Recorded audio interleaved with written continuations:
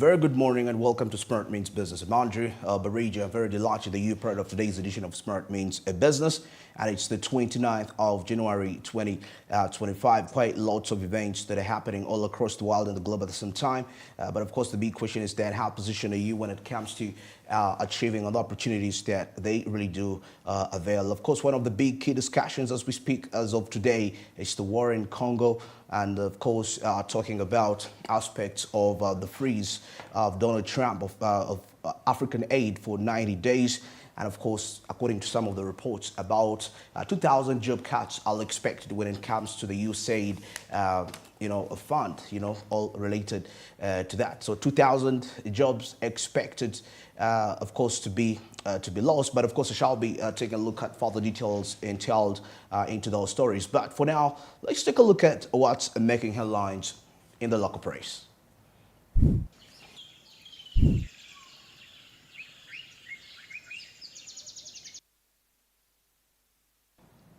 I do have the new vision on the Daily Monitor. Now, taking a look here, Congo burns with anger. Now, the fall of Goma to the M23 rebels and escalating chaos in the DRC capital Kinshasa has actually drawn the global attention and triggered calls for an immediate solution for the crisis. And of course, there is a lot on happening and how is it really disrupting business in Congo.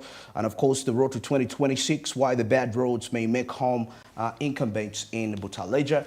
There are further details into that. Grab yourself a copy of Daily Monitor. And of course, a 330 billion Ugandan shillings tied up in the tax disputes. According to the report by the Auditor General indicates that the Tax Appeals Tribunal cannot effectively settle and clear tax disputes, which has actually led to accumulation of billions of shillings when it comes to the tax disputes. Now, proceeding in along, Uganda Airlines suspends flights to DRC over unrest. Now, this comes after several routers targeted embassies, including that of Uganda that was in Kinshasa. It's quite it's a terrible aspect in there. And of course, due to the increase in the violence throughout the city in Kinshasa, the United States Embassy in Kinshasa also advised the United States citizens to shelter in place and safely depart while commercial options are actually available. And of course, they say that we encourage the United States citizens to depart via the commercial flights when they feel like they can safely go at the airport. So that is the situation like in the Democratic Republic of Congo. And of course, the M23 takeover of Goma to boost illicit mineral trade. That is according to analysts. And of course, there is already a company that has already been implicated when it comes to using smuggled raw materials into their cell phones. That is the iPhone. And according to a report in 2023, the United Arab Emirates declared importing about 885 million in gold. That is from Rwanda, and about 75% jump from the previous year average. Yeah, that is according to the reports. And the Ugandan diplomats in hiding after Kinshasa embassy attack. And of course, the investigations indicate that the protesters had actually issued notices of the raids on social media a day earlier, which helped to alert some of the embassy staff. So there is a lot of aspects here. And of course, I can see a statement coming in on the burning of the Ugandan embassy in DRC, the diplomatic measures, the attack and the suspected fire looting of the Uganda embassy in Kinshasa is concerning the development that is amid the ongoing armed conflict resultant protests in Democratic Republic of Congo. That is according to the diplomatic measures. And of course, a statement on the attack on Kenya's embassy in DRC. There is a lot of tension happening in the war. And of course, the world leaders raise questions over the Kinshasa Goma unrest. And the leaders of the M23 offensive in DRC, they call for peace and urge a dialogue while emphasizing respect for Democratic Republic of Congo sovereignty. So that is all we're saying here. And M23 rebels take control of the Goma airport at the same time. And yeah, there is a lot of questions that are rising.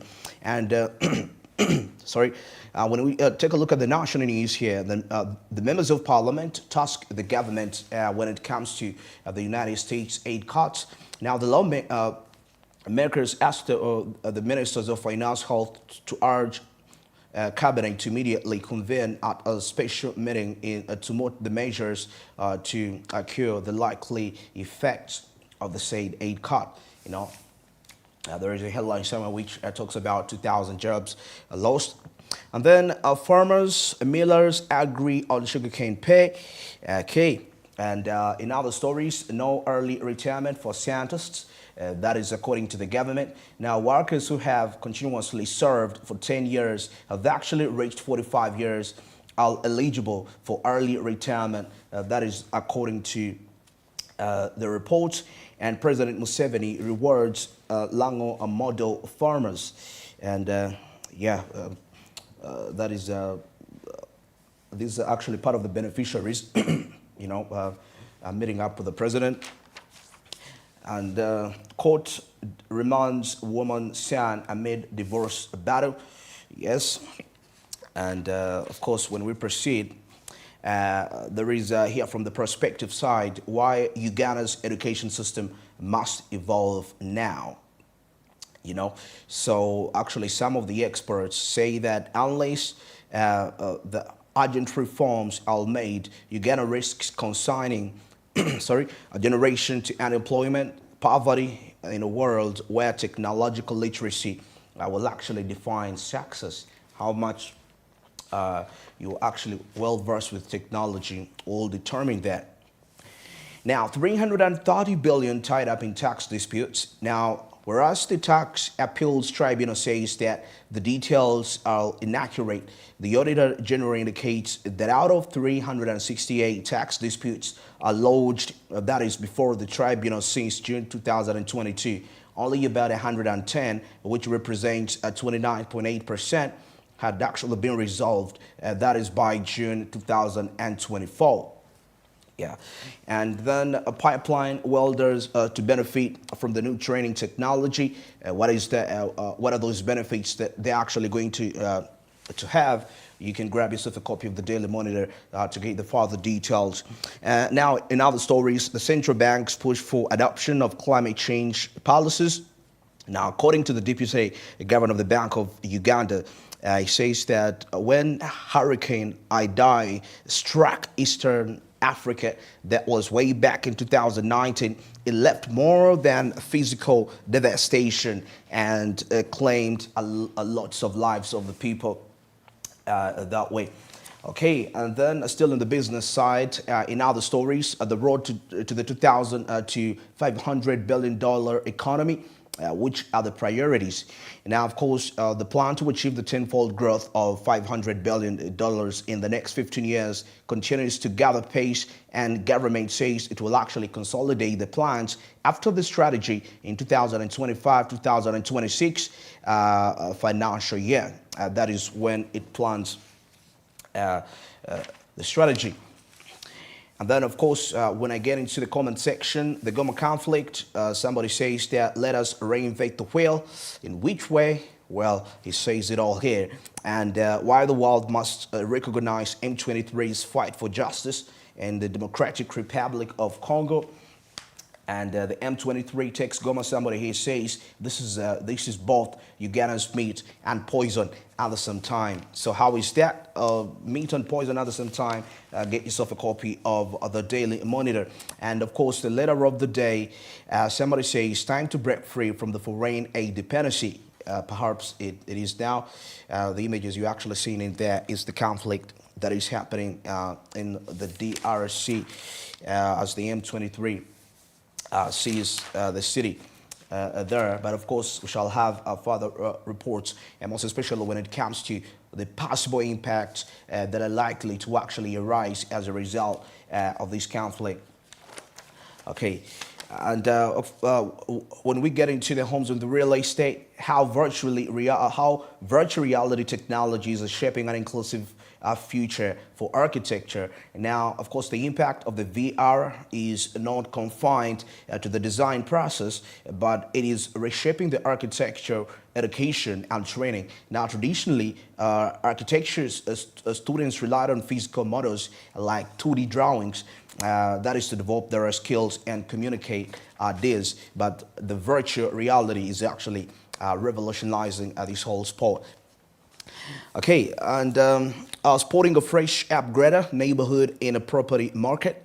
Now, the property market in Uganda is actually full of potential for those looking to invest in emerging neighborhoods. Of course, the upgrader neighborhoods provides an opportunity for that. So grab yourself a copy. And of course, they tell us why luxury homes are now being created in high-rise buildings.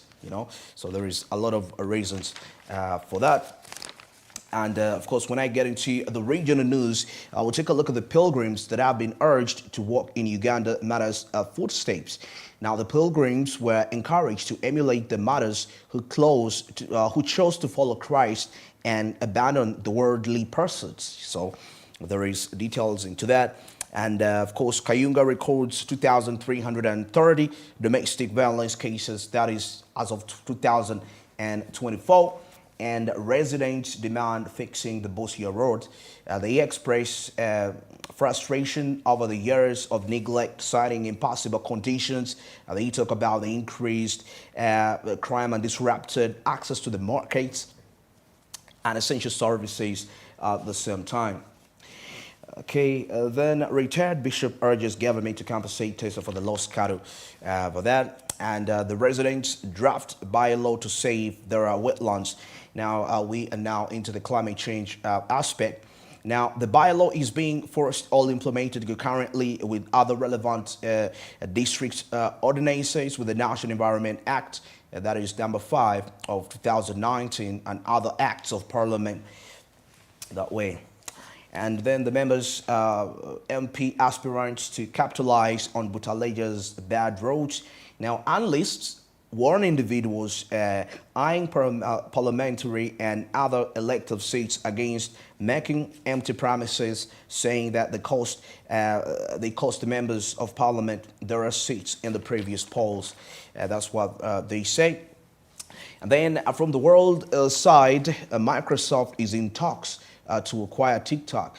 This is according to Donald Trump. And I think this relates to how you see Binance. It is a company from China, but the United States of America have their own Binance America. So that's what exactly we're witnessing here for that. Well, that is it for the new for the Daily Monitor. And now, briefly, as we go through the new vision, the USAID freeze over 2,000 face job cuts. And of course, we take a look at the list of affected agencies inside. Experts warn of difficult times ahead. Okay, and then President Museveni rallies Lango on wealth creation, and 2,000 schools that never got first grades. They've all been listed, and 100 have been arrested in a city operation. Okay, now Harvest Money Export returns to Nambole. That is what we say. And also 131 billion Ugandan shilling school grants misused. Now, the Auditor General's report has actually implicated CAOs and head teachers as a result of that. And the report also revealed gross irregularities in the management and utilization of the funds, saying to the local governments that is quite a huge problem there. And then the Iron Sheet scandal, Golobi decrees selective prosecution. Now he's facing 2 charges of dealing with suspect property. So that's what we see. And then President Museveni rallies Lango on wealth creation. And of course, he says that to fight poverty, let's start with wealth creation in homes. Homes make communities, they make societies, districts, and of course, coming back to a national level.